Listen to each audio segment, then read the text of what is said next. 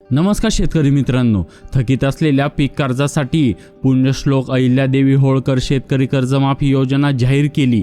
या योजनेअंतर्गत पात्र शेतकऱ्यांना 2 लाख रुपयापर्यंतच्या पीक कर्जाची माफी दिली जाणार आहे। याशिवाय जे शेतकरी नियमितपणे कर्जफेड करतात त्यांना प्रोत्साहन देण्यासाठी सरकारकडून 50,000 रुपयापर्यंत प्रोत्साहनपर आर्थिक लाभ देण्याची घोषणाही केली।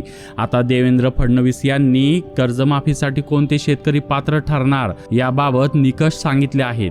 देवेंद्र फडणवीस म्हणाले की शेतकऱ्यांच्या कर्जमाफीची घोषणा मी केली आहे।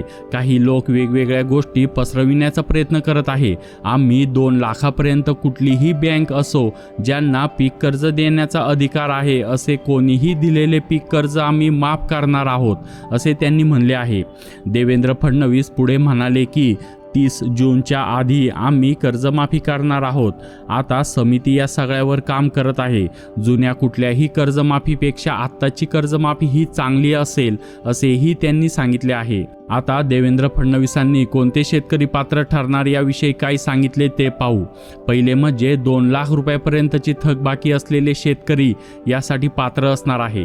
तसेच ज्यांचे पीक कर्ज थकलेले आहे असे शेतकरीच पात्र असतील आणि 30 सप्टेंबर 2025 पर्यंत थकीत असलेले कर्ज माफ होणार आहे। त्याचप्रमाणे नियमित कर्जफेड करणारे शेतकऱ्यांना 50,000 रुपयापर्यंत प्रोत्साहनपर लाभ हा दिला जाणार आहे। अशा प्रकारे कर्जमाफीच्या नवीन अपडेटसाठी आताच्या चॅनलला सबस्क्राईब करा आणि बेल आयकॉन क्लिक करा। धन्यवाद।